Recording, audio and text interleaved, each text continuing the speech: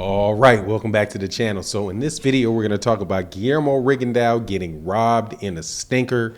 Casimero wins, although he missed all night long. Let's talk about that in this video.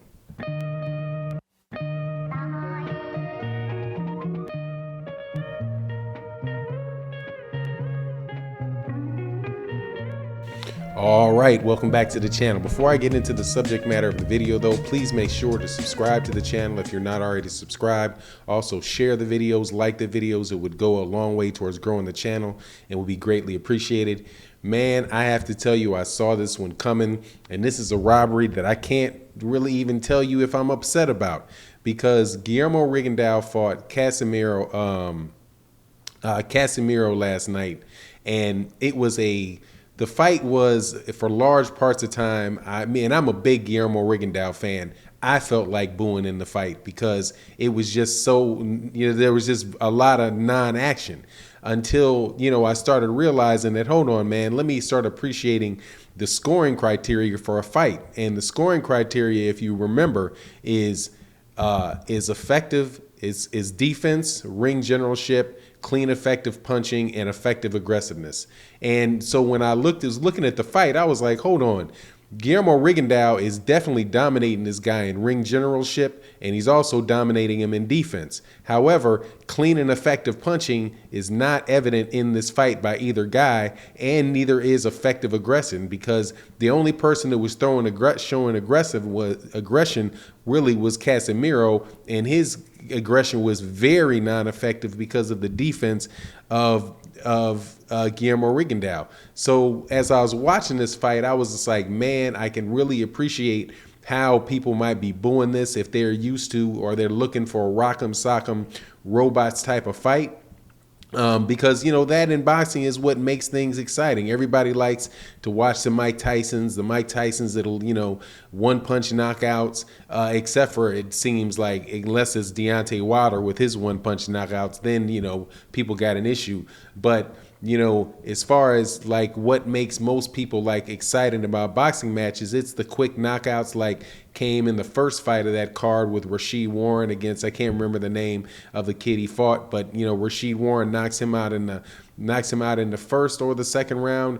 But just, a lot of action. That's what people come to boxing matches to see, is the blood and guts. However, when you're talking about the judging of a fight, the judging has scoring criteria that they're supposed to be looking at.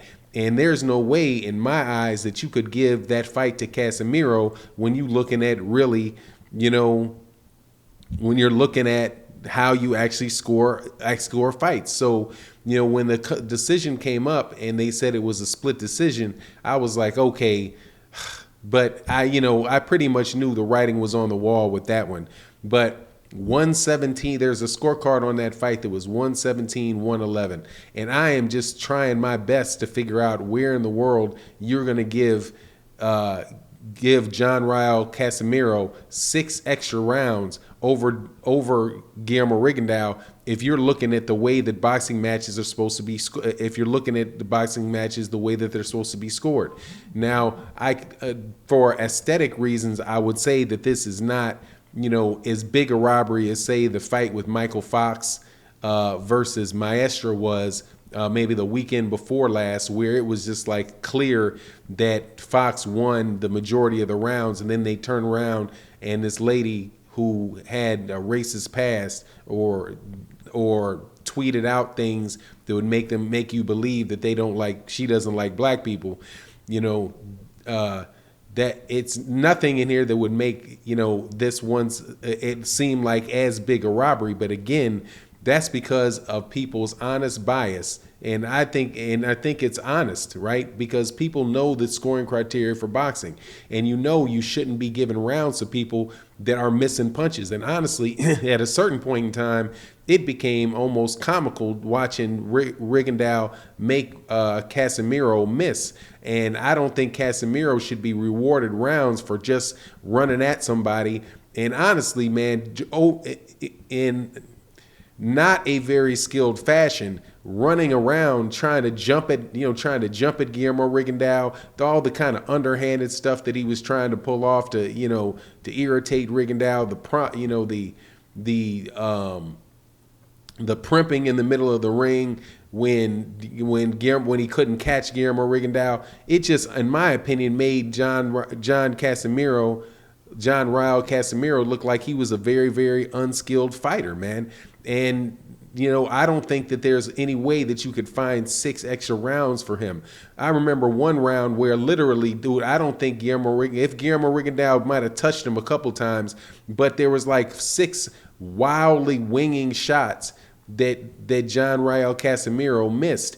So I just don't get it. On the other scorecards, I do understand how it could be closer and how you could have it like 115, 114, 115, whatever it was. I think it was 115, 114, and then 115, 114 the other way. But the two judges had it very, very close. But this wild scorecard stuff where the third guy comes up with something that the other 2 people aren't seeing at all, that just seems to me to be something that is repeating itself a little too much.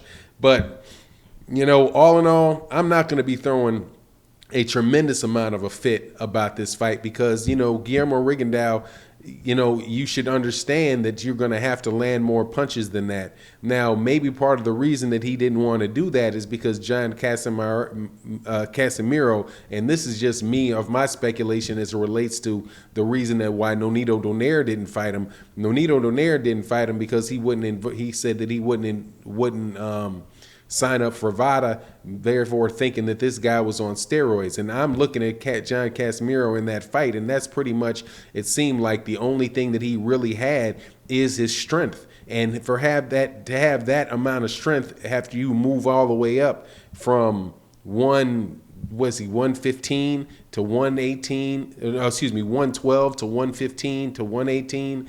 I'm just a little bit suspect of it. But at the end of the day, I don't know what Guillermo Rigondeaux did for his career here. I think this is probably close to his last hurrah, being a little guy like that, fighting at 40 years old. And a whole lot of people thought that he wouldn't be able to fight in the manner that he fought last night because of his age, but he showed them to be wrong. And I'm telling you, in a certain way, all that booing that they keep doing for me, I think that is the opponents, people overdoing it.